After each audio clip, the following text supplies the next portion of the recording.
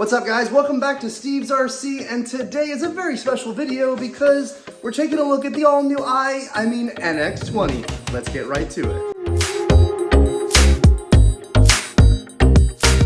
Alright guys, so today is the day I just picked up my beautiful brand new NX20. This is one of the production test samples that we have here at Horizon Hobby, and I'm lucky enough to take one home and play with it for a little bit and probably bring this one to Joe Null and fly it this year. I've also got my IX20 so we can do some comparisons, and I grabbed my IX14 to even do further comparisons on the radio to try to answer as many questions as you might have when you're looking at maybe even picking one of these up pretty soon.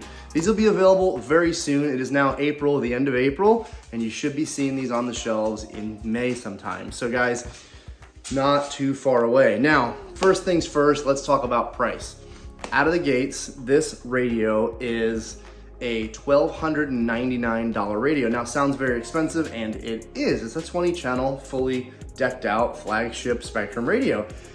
But if you look at the IX20 sitting at around $1,700 or $1,699, there's a pretty big difference there. And if you don't need those Android functions, if you don't need that fancier screen, then this is the perfect choice for you if you're looking for a high channel count Spektrum radio. Now, first things first, this is a 5-inch display. I believe it's a 800 by 480 display, but it's very standard as far as the NX line goes. So as you can see, the quality of the screen is going to be very similar to what you're used to seeing on NX radios, and frankly, our DX line of radios as well. Of course, it is color. You can adjust some palette settings and get different colors on here. This is how mine was set up out of the box for me. And it's this orange and white kind of scheme you can kind of see there.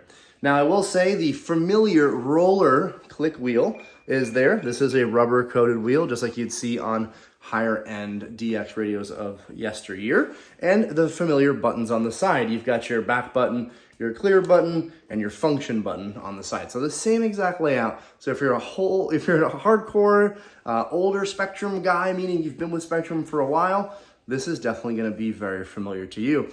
Speaking of switches, it has all of the same switches. So on the front bezel here, we have a 3-position short switch, a 3-position medium switch, and a 2-position long switch here. So same layout as the IX20. It also has your standard rockers up top, your switches here. There's a 2-position on the back, a 3-position flight mode type switch on the top, a bind button, of course, or a button to use for other purposes. And in this case, this one's set up as student, so it's angry at me. The standard knob on top, as well as your other 2 switches on the opposite side. The antenna is foldable, so you can store it better. And you'll notice Spektrum trimmed it up a little bit. And I actually hold it up to my IX20. Unplug my IX20 from the charger. Here's my IX20. I'm gonna fold the antenna back. See how much longer that is? Look at that. And the reason is, when you put this down on the table, your antenna hits, but when you put this one down on the table, the handle hits. It's really bad to demonstration, but you get my point. It's not going to hit the antenna first. So small, subtle change in the overall radio design. And I will notice too, or I did notice, that the IX is just a hair taller than the NX radio, not by much. In fact, it's almost like an optical illusion, but you can see it's just a hair taller. You can see on IX on this side, NX over here, you can see where the grips are slightly different as well. Placements of those sliders, it's just a little different. So, front side grips are also different. You can see here. Grips don't quite go up the edge as much. So that's that. Front, you still have the nice hanger for you guys that like to use neck straps. And the button, I'll put the IX down now. The button to turn it on and off is your Spektrum bars, right there. And to turn it off, you just hold down, just like your NX series radios, and the radio will boot down. To boot up, just like your NX series radios, you'll hold down on the bars, and it will come back online. And boom, we're back on. RF is on now too. So you may be asking the next step, which is, Is it faster than the IX system? Well, certainly from a dead cold boot, the NX radio or the NX platform, DX platform will always beat an IX radio because this doesn't have to boot up an Android system. However, now you saw how fast that was. However, with an IX platform, and forgive me, this one isn't fully updated, this is effectively sleeping the radio, but it's also like turning it off. So if I'm at the field and I want to, stop flying, go grab lunch, come back, this radio is now sleeping. It's not really burning a lot of energy. It's kind of like locking your phone and putting it in your pocket. If I want to come back to the field now, I want to go back to flying, I tap my RF button, and boom, I'm back on. Now, if you saw how fast that was, that would probably be a second. We'll even give it 2 seconds. And we'll do the same boot for the NX20. And I'm gonna boot it down here. That takes a second. And now I'm gonna boot it back up. As soon as you see the light come on, we'll count. 1, 2, 3, 4.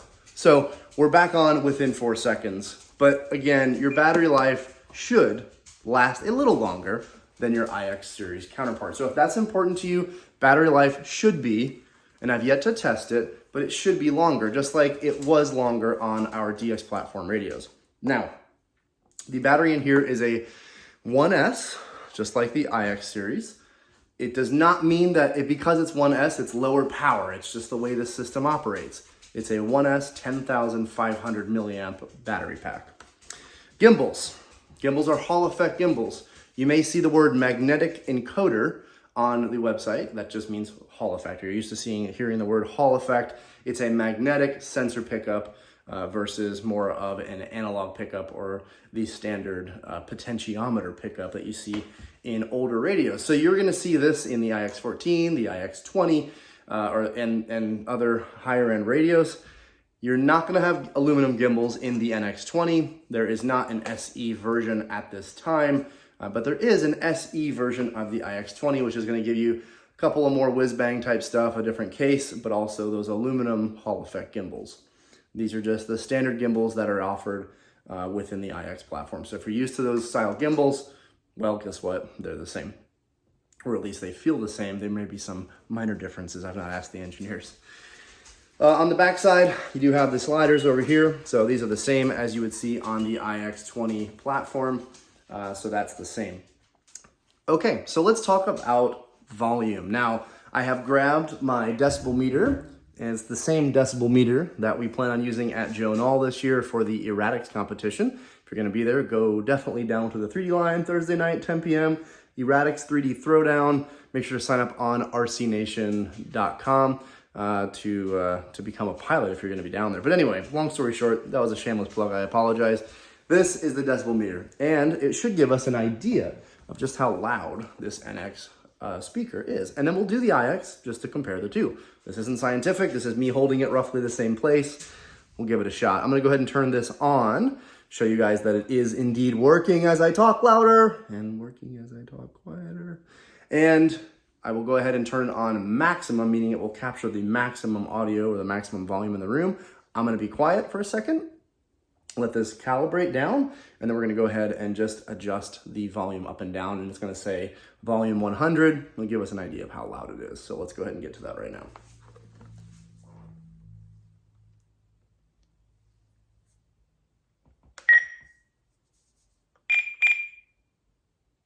Volume 100.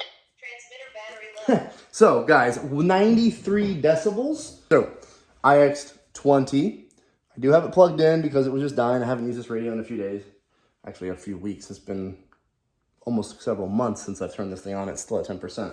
So I've got it on. I'm gonna reset this so you can see it working again. I'm gonna go ahead and be quiet, and I'm just gonna do a timer. Timer reset. And we'll see how loud that is. Timer reset. Timer reset. Timer reset. 78.6. So guys, point goes to the NX20. That audio is a lot louder. I did go in and adjusted all my Android settings up, and I did turn the volume to 100 on the IX as well. So it is indeed louder, and that was about as scientific as I'm gonna get today using my decibel meter that we're gonna use down at Joe and All. So that kind of covers that equation, at least the volume. I know that's something a lot of people ask for. Sorry to spend at least 2 minutes on that, but a lot of people ask me about it when I'm at the field.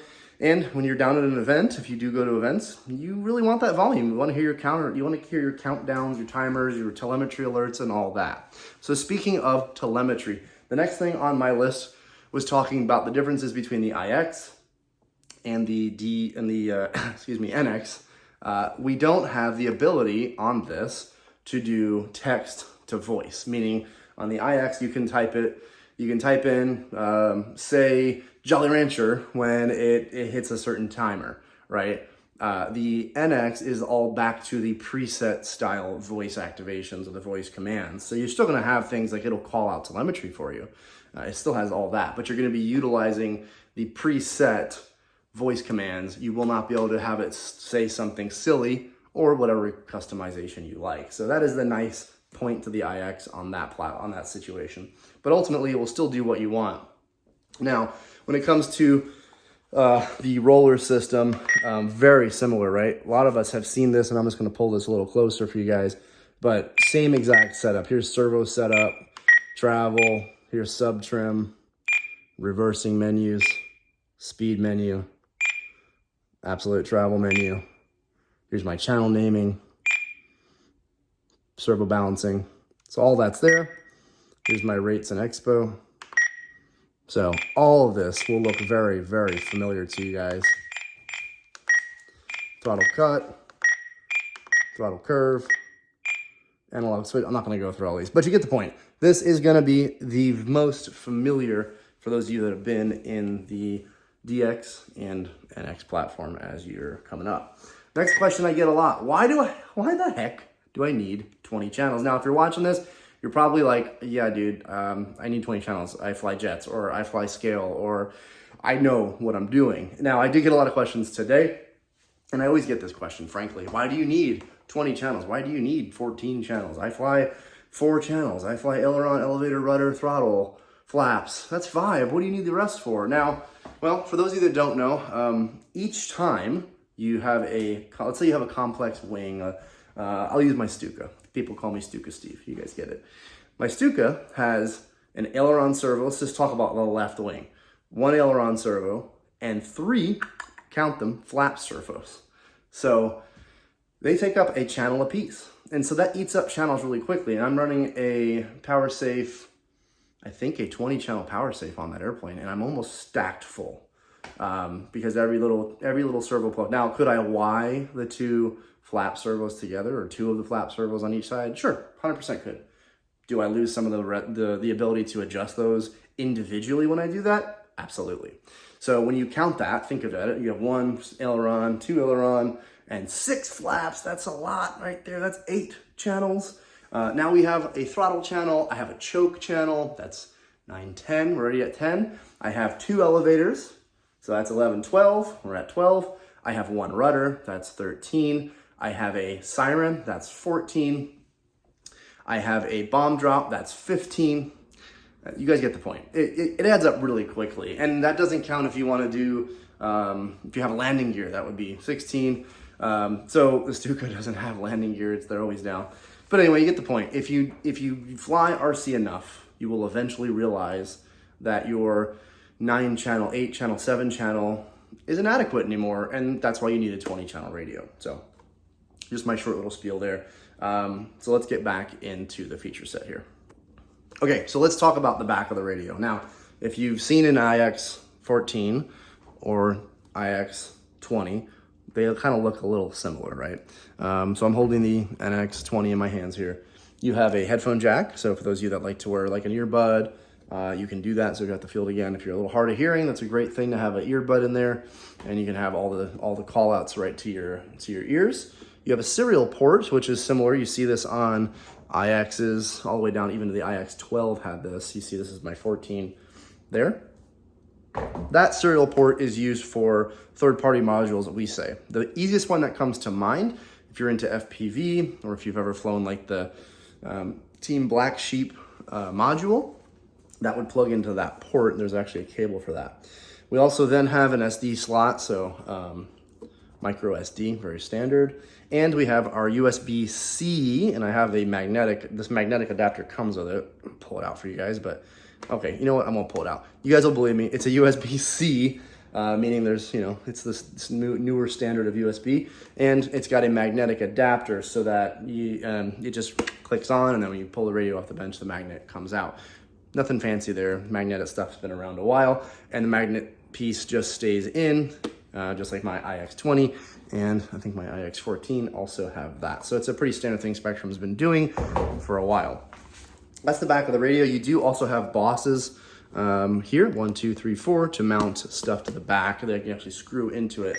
Looks like an M3 style. Probably M3, maybe M4, M3. I'm gonna go with M3. Correct me in the comments if I'm wrong, guys.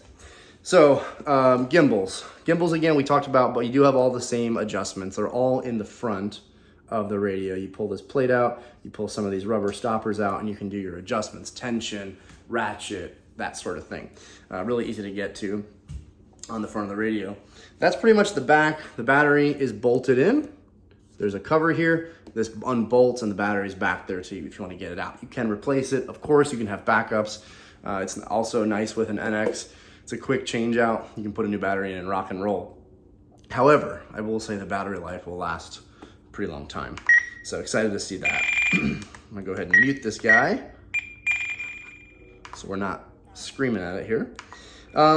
So the cool thing I noticed with the charge status menu here, really cool. This menu right here will show you your current charge current, which I'm not charging. My charge state, 89%. And that's cool because you don't see that on the other menu. You just kind of see like the bar up top. You got your battery voltage, your input voltage, if you're putting battery voltage into it, and your current limit down there. Now, if I plug it in, and I'll go ahead and steal my charger here from my IX20. Go ahead and hit charge. And you can see now, we are currently charging 275, 300 milliamps. So obviously that's cranking up. So that's pretty cool. So it's charging right now.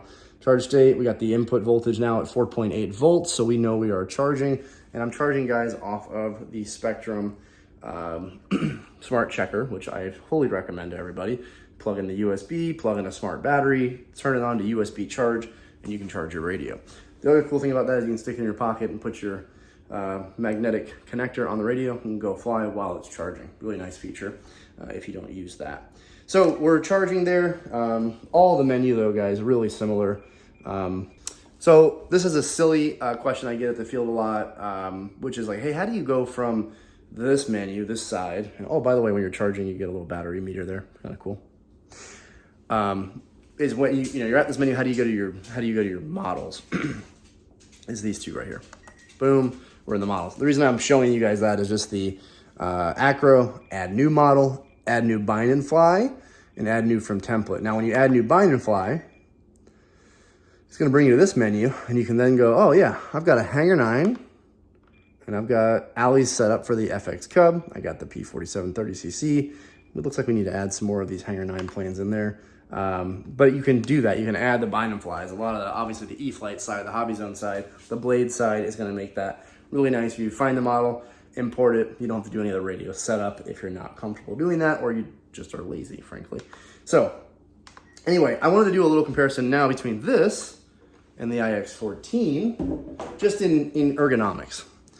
Ergonomically speaking, the IX14, for those of you guys that know, if you know, you know, is similar to the DX9, roughly, the IX12, if you're used to that. So as you can see, guys, the size of the IX14 considerably smaller. So if you have smaller hands like me, I like the feel of the IX14. Of course, when I need a bigger radio, well, this fits the bill. But the ergonomics of the IX14 to me are really nice. Now, I've got pretty small hands, guys, bigger mitts than fingers, it feels like. But as you can see, I hold this radio very well. My fingers sit nicely here, and on the front, I can pinch. I'm a pinch flyer, so pinching is really good. You can also thumb really well. I can reach all of the corners, no problem, without lifting my hands off, right? So when I grab my IX20 or NX20. Here's how I look on the front of it. If I pinch, I have to kind of grab up higher, and that's fine. If I hold it here, I can still get to all the corners, although I'm reaching a little further here, but how often are you ever there? And then on the back, same thing. My hands fit nice, but these are actually a really good spot. So you can just kind of get an idea. Your hands are gonna be different than mine, obviously, but that's just kind of an ergonomic difference between that and the IX14. So IX14 antenna still folds. If you've not had or seen this radio, the hatch is a little different. There is a 1S 10500 in the back, so same type of battery system on board. And I've had really great luck with this IX14. In fact, I've been flying it a lot more casually on a lot of my EDF stuff. And I actually am putting this on my Pitts S2B, and it's gonna be running on a few 3D planes for Joe Null. So I'm starting to use this quite a bit more. I actually built a 30cc Stuka as well, and it's running that. So really do love this radio. It's familiar as the IX20. It's as fast as the IX20, and I really do love the fact that it operates extremely fast. I mean, it is a lightning fast Android system. Okay guys, the next thing I want to talk about is Wi-Fi compatibility. Now, why does your radio need Wi-Fi? Well, in the Internet of Things world we live in, everything really needs Wi-Fi to update the firmware. And as you know, or may know, your phone gets Wi-Fi updates and firmware updates quite often. And guess what? So do Spektrum radios. And what Horizon found over the years of the DX platform, where you used to have to go to the website, download something on an SD card, put it in the radio, and then hit the update, is that customers just didn't do that. And they were missing out on a ton of new features and safety updates and etc. Well, Wi-Fi in the NX platform, Wi-Fi in the IX platform makes it really easy to access firmware updates, download model files, that sort of thing.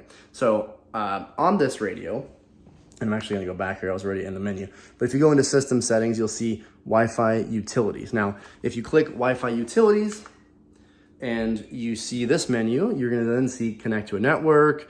You can look at save networks or erase credentials. But in my case, if I go to save networks, it's gonna look that up. I'm not gonna show you, but it does have my Wi-Fi system on there. This radio can be set to automatically connect to Wi-Fi or never automatically connect. So you can inhibit that. And what that allows you to do is to just not have it on Wi-Fi if you don't need it. And frankly, you don't need it unless you need to update your radio. So turn it off, keep it off. So we're gonna go on and we're gonna activate. So I already logged into it. I'm gonna hit connect. So connect to network. Again, I'm not showing you guys this just because I don't know why I'm hesitant or paranoid, but you know, you wacky hackers out there. So we're gonna connect to a network. It'll say connecting, obtaining IP address, and it's connected. So now I can hit continue. And then in this menu, you can see I can log in, I can register, I can deregister, I can check for updates, but I have to be logged in for that. Now, I'm gonna go ahead and hit login, and this is where you need to know, this is the one pain in the butt, you need to know your Spektrum RC community site login. And if you don't have one, you need to go to the website and create one, and then it will work on your radio, right? So I am going to do that later, but that's the menu that you would do to then go down here to check updates, and boom, you're good to go. Also, deregistration is important if you ever sell your radio. If you don't do it, Horizon, the service guys, have to deregister that radio before the next owner can register that radio and get firmware updates. Otherwise, it'll say, hey, this is somebody's radio. So that's an important piece. Anyway, Wi-Fi utilities, super nice to have. So definitely recommend that piece of it. Okay, next feature I want to talk about is USB settings right here, guys. USB settings. This radio is easy to use with your simulator. You can change it to game controller, and this will enable the device for use with the simulator software. Uses active model, so the current active model, but RF is disabled, so you're not sitting there burning on your RF deck. Not that that's a big deal, but you don't have your RF deck running if it's in this mode. So if you're playing real flight and you want to use this radio, guess what? USB-C will operate as a game controller, and you can use it on your computer. Also, not just for real flight, but you can turn this into a game controller. So you could, I don't know, fly Microsoft Flight Simulator. You could fly any of the drone softwares out there, like the DRL simulator. So that is a super, super cool feature. And because it's USB-C, all you need is USB-C to your computer, making sure it's a data line, not just a charging line, but most USB-C is. And you have a game controller. So really cool feature. You may not have noticed, but it does work really well. Okay, so the next thing is the color and palette adjustments. Now, inside of the deep system settings menu, you will see a default palette. And in this case, it is Spektrum Dark. And you can change it from that orange, legacy, personalized, global customized, and what else is in here? Black, red, and gold, red, white, and blue, and Spektrum High Vis, Spektrum. So you can set that there. Now, if I go into palette utilities and I want to change the current model, it's model based. So keep that in mind. If you adjust it in the default, it'll always start there, right? But if you go into palette utilities and you want to see it, you go this model. I'm currently in the Spektrum scheme. This is the high vis scheme. Try to get the reflections of the room a little bit better here. And then this is red, white, and blue. This is black, red, and gold. And again, you're not gonna see everything right here because it's gotta be on the screen. Black and white, Spektrum Dark, bright orange, legacy, personalized. Personalized allows you to change some of the border colors. And we'll go ahead and do personalized, and then we'll do down here, personalized border colors. Border color, well, let's see. I'm gonna personalize it. I can crank up these RGB values, and you can see here, if I start messing with it, can get a little more yellow. Let's add a little blue. Oh yeah, a little pink. It's like a really bad purple. Anyway, you guys get the point. So you can adjust that stuff. So there's the border color. You can do personalize this model, and you can mess with literally, look at all these settings. You can mess with everything in here. So pretty neat, and those are the values, right? RGB values there. So if you really want to get silly, you can totally adjust it. I'm not going to, frankly, but you can do that. I like the Spektrum layout. Your mileage may vary. So that is all the color settings on your NX.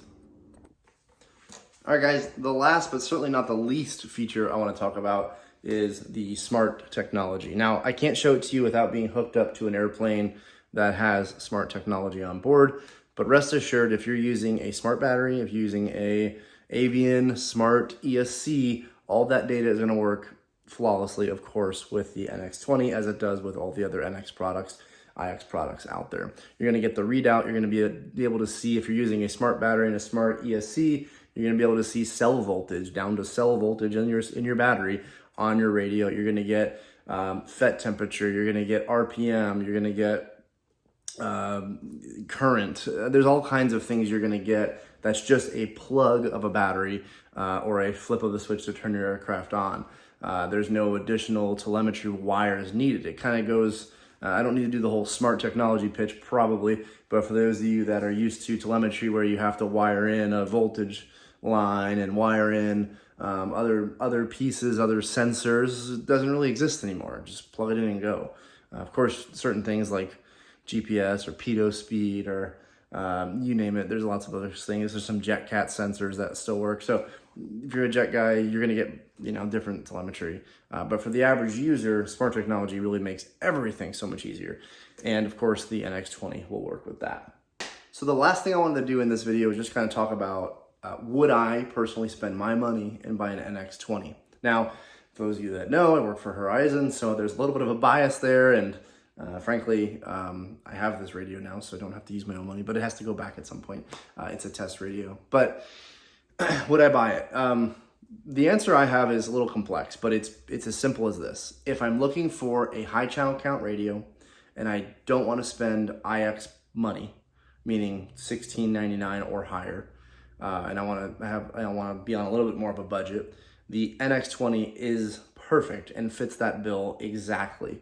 If I don't need the touchscreen simplicity of the IX20, if I don't need the ability to have a fancier looking screen or the ability to run separate apps on my radio, realistically speaking, the NX20 will do everything that you need on a budget. And I say on a budget, it's still $1,300, but it allows you to save a little bit, get the 20 channel functionality, run the most complex RC systems in the world on this radio. We have guys flying 20 channel radios on $10,000, $20,000, $50,000 jets, and they work flawlessly. So guys, yeah, that's my answer. A little complex, but I would absolutely buy the NX20 if I'm that kind of customer. If I want the no frills, no Android frills type of radio, the NX20 is perfect for it. Guys, real quick before we wrap up, it is now April 27th. By the time I get this video up, it'll probably be April 28th. It's almost 10 o'clock at night. But if you buy this on horizonhobby.com, pre-order, before or no later than May 5th, you will get a 20 channel receiver for free. It's a huge value. Use the link in the description. I get nothing from you using the link. We can't do affiliate commissions here if you're an employee, but use the link, get over there now, place your order, get your NX20, get a huge value on a 20 channel receiver.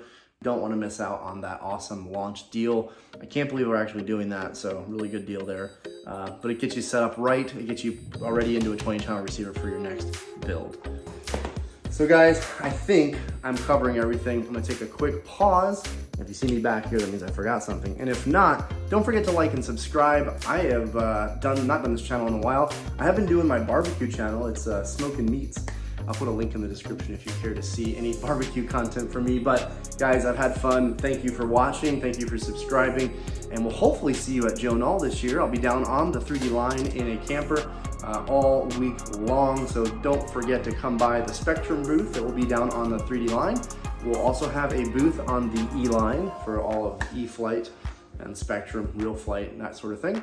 And then we'll have our standard booth on the main line with the guys with the giant scale stuff, our engines, that sort of thing. As you can talk to Allie, I'm sure Craig will be up there, Kevin Berner. Oh gosh, I'm sure they're missing a few names, but a lot of the PD guys, product development guys will be up on the main line. So come check us out at Null this year. Don't forget to like and subscribe, guys. We'll see you guys on the next one.